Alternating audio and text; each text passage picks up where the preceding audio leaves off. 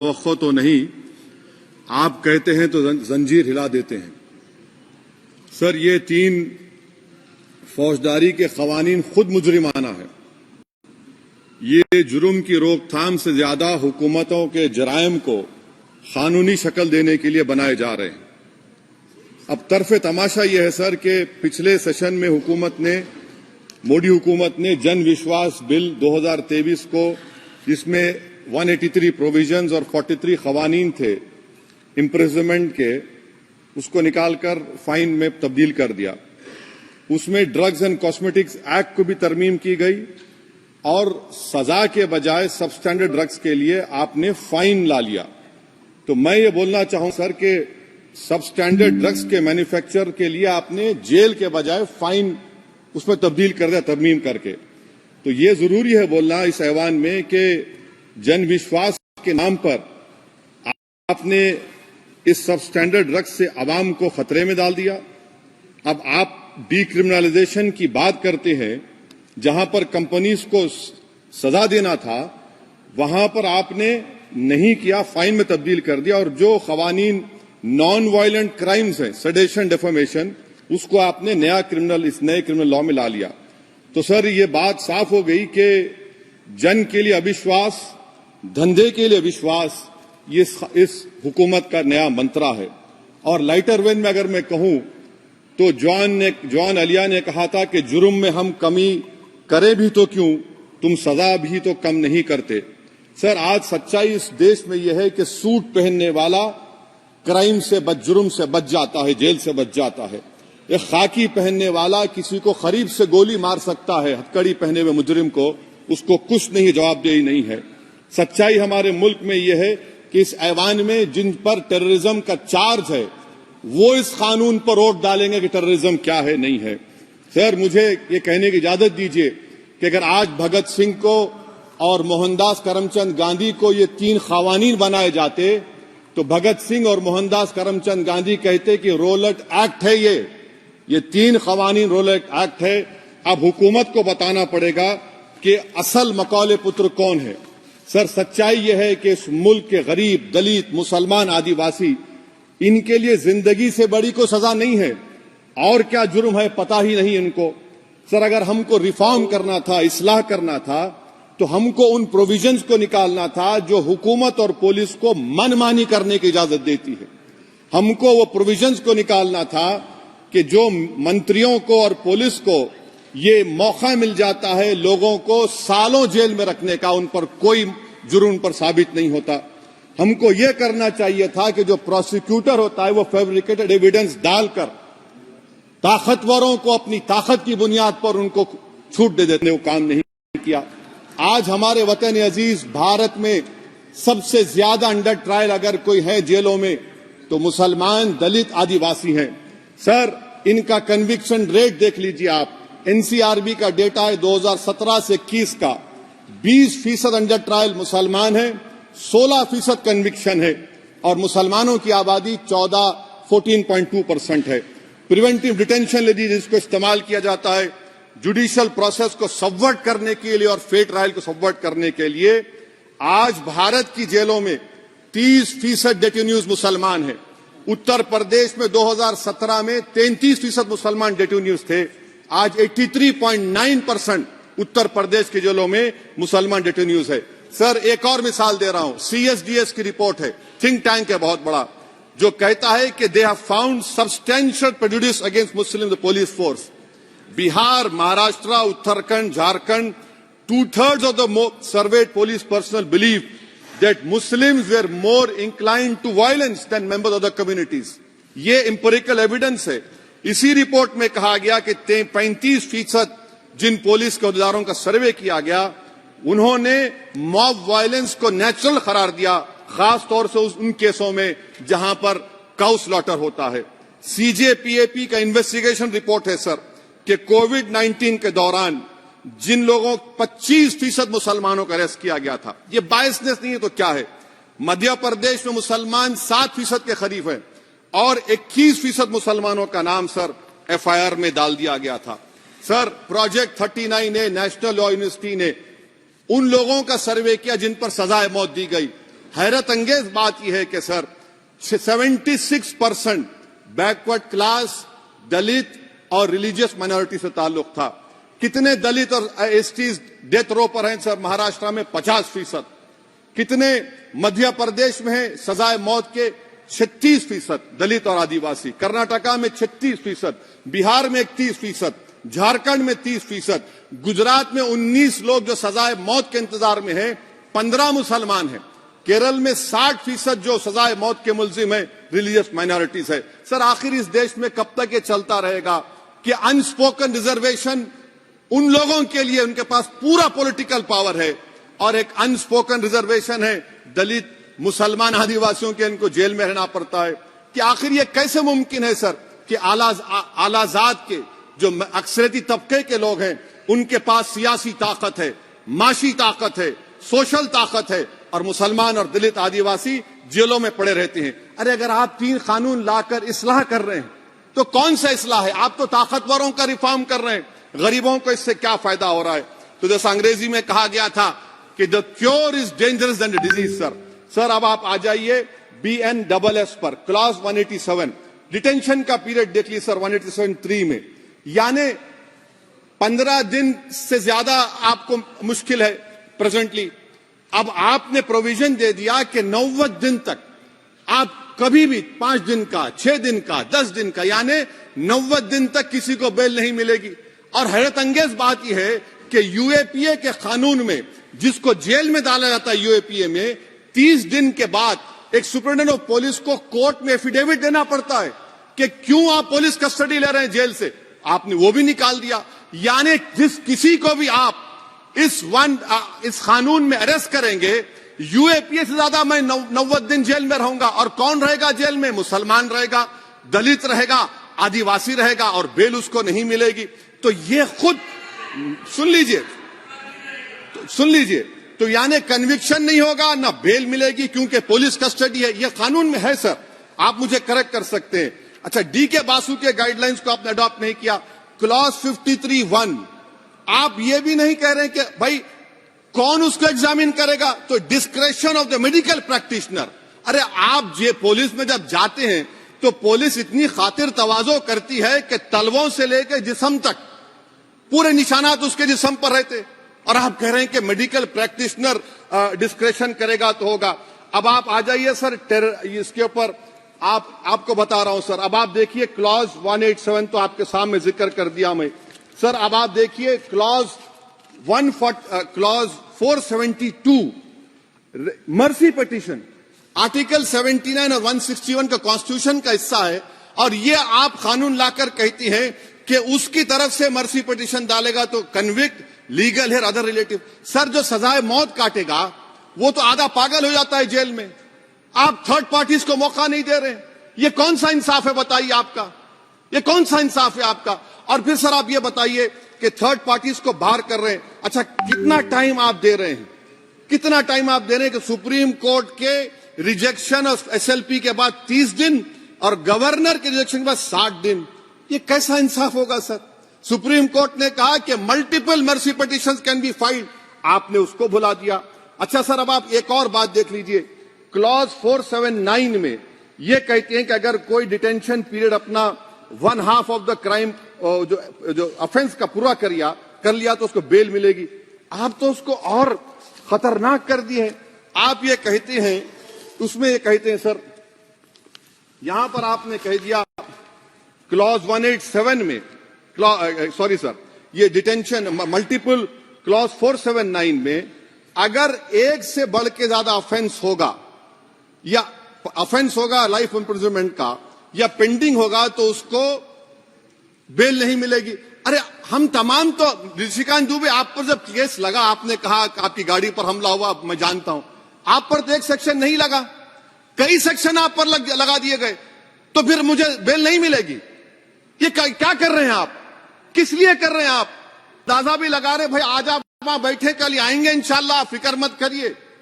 Power eternal नहीं होता, ये तो कुदरत का निजाम है कि जो गंदगी करता है तो उनके लिए किसी और को मौका मिलता है, मगर आपको आना पड़ेगा एक दिन। आप ये गंदगी कर रहे हैं।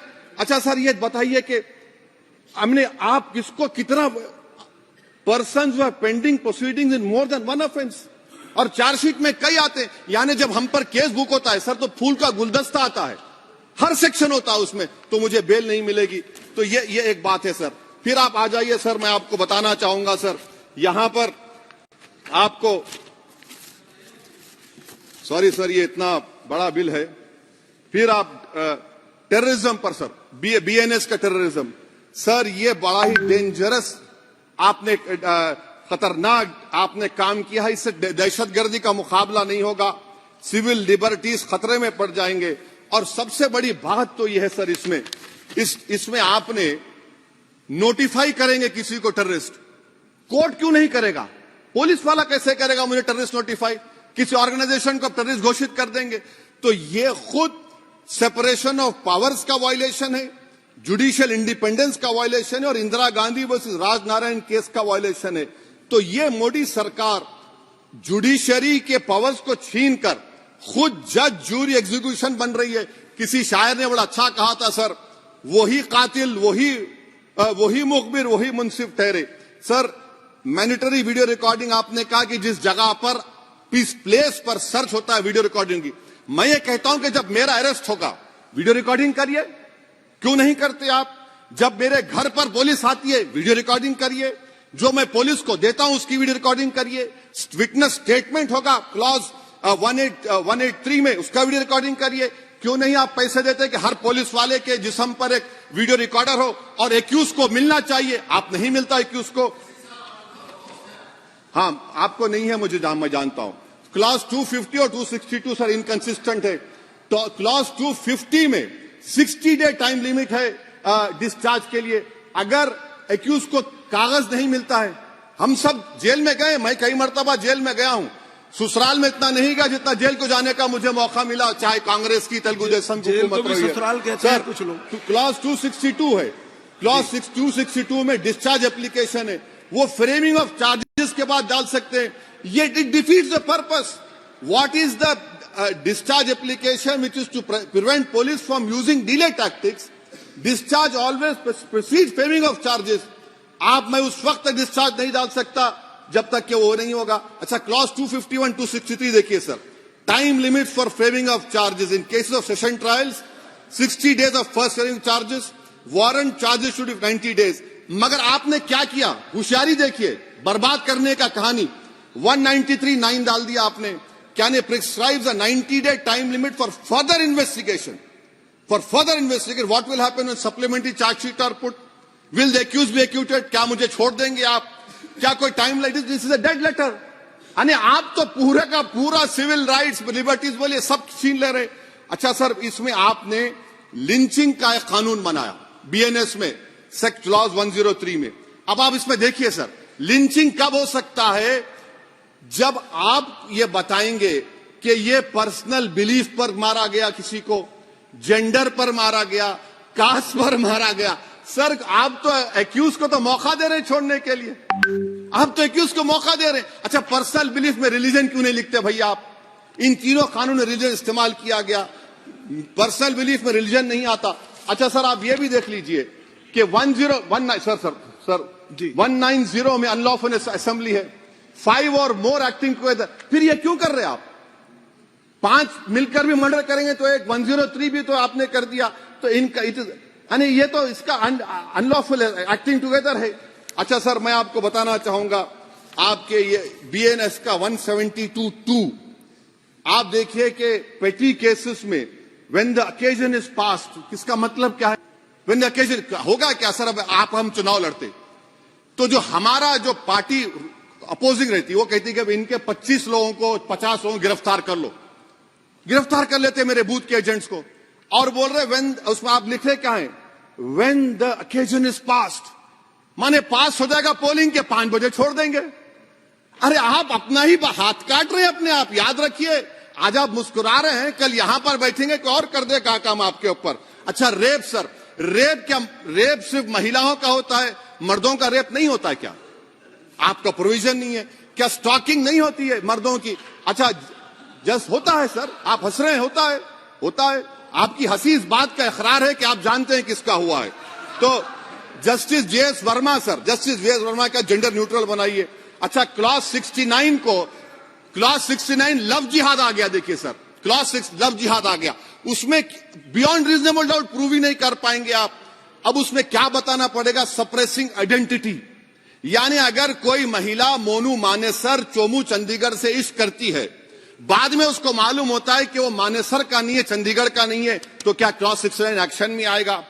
आप बताइए कि अच्छा, अगर कोई ये कहेगा कि मेरा नाम, कुछ नाम है, कई कुछ नाम होता है जो कॉमन नाम होता है मुसलमानों में, दीगर मज़ाहिब में, तो क्या वो सेक्शन अप्लाई होगा? ये क्या आप कर रहे हैं? अच्छा, आपने अडल्ट्री को निकाल दिया, आपने होमोसेक्सुअलिटी को निकाल दिया, तो ये कंसेंशुअल सेक्सुअल रिलेशन जो 18-20 साल के ऊपर के लोगों में करते हैं, मैं इसका खिलाफ जरूर हूं मजहबी एतबार से, मगर आप क्यों उनकी ऑटोनॉमी को रोकना चाहते हैं? अच्छा सर, सेक्शन क्लॉज 1093 बीएनएस का, आपको it does not require knowledge और intention part of person facility commission of organise crime. ये मैं 5 मिनट दीजिए सर। सर, बीएनएस का आप सेडेशन पे देख लीजिए, सेडेशन को आपने दोबारा ला लिया, लफ्ज सेडेशन इस्तेमाल नहीं किया आपने। 3 साल से 7 साल आपने सुप्रीम कोर्ट को अंडरटेकिंग दी थी कि प्रोविजन नहीं लाया जाएगा। तो चेयरमैन सर, यहां पर हिंदी के एक बहुत मशहूर कवि का वो शेर मुझे याद आ रहा है, मैथिली शरण गुप्त का, कि राज्य को यदि हम बना लेंगे भोग तो बनेगा वो प्रजा का रोग, फिर कहूं मैं क्यों ना उठकर हूं आज मेरा धर्म राजद्रोह। कार्ल मार्क्स ने कहा था sir, history repeats itself first as a tragedy, second as a farce. आप क्लॉज 195 1D देखिए, it criminalises the making of publication of false and misleading information jeopardising sovereignty integrity of India. Vague है, यानी जो कोई भी पत्रकार investigative journalism लिखेगा आप उसको इस्तेमाल कर लेंगे और जेल की सलाखों में उसको डालकर आप सड़ा देंगे। सर, मैं आपको और एक बात बताना चाहूंगा कि रैश एंड नेग्लिजेंट एक्ट जो आईपीसी में था 2 साल थे, 304, आप उसको बढ़ाकर 5 साल कर दिए 1061 में, बीएनएस 1 में। और rash and negligent driving 304 IPC में था 2 साल की सजा, आपने 10 साल कर दिया। यह क्रिमिनल जुरिस्प्रूडेंस का हिस्सा नहीं है। अच्छा, क्रिमिनल ऑर्गेनाइजेशन, उत्तर प्रदेश में यूपी गैंगस्टर एक्ट में एक चार्जशीट में गैंगस्टर एक्ट लगता। सर, आप बताइए फिर यूएपीए का क्या होगा, पीएमएलए का क्या होगा, महाराष्ट्र मकोका क्या क्या होगा, गुजरात के कोका क्या क्या होगा? आप ये सब कानून रख रहे हैं और एक पुलिस वाले को आप ये तमाम कानून की इजाजत देंगे? याद रखिए, जिंदगियां बर्बाद करने का काम आप कर रहे हैं और सबसे बड़ा इसका नुकसान होगा। किसका नुकसान होगा? दलितों का, मुसलमानों का, आदिवासियों का। और वो पॉलिटिकल पार्टीज जो कल आज सत्ता में है, कल नहीं रहेंगे, वो बदले की भावना से काम करते हैं। सर, मुझे पुलिस ने पीटा सर, 1999 22 दिसंबर को मेरे सर पर 20 टाके लगे, पीठ से लेकर पैर तक मारा गया। आपको मालूम सर क्या हुआ?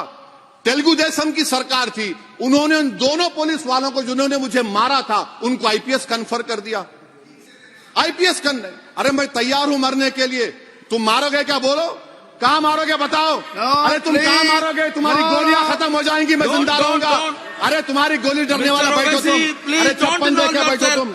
प्लीज आप बैठ जाइए। टेररिज्म का देखिए सर, आप बैठ जाइए प्लीज। यूएपीए का सर, मैं खत्म कर, टेररिज्म उनको रोकिए sir. Okay please sit down. हाँ, तुम गोली मार सकते, सस्पेंड नहीं कर सकते और कुछ नहीं कर सकते सर।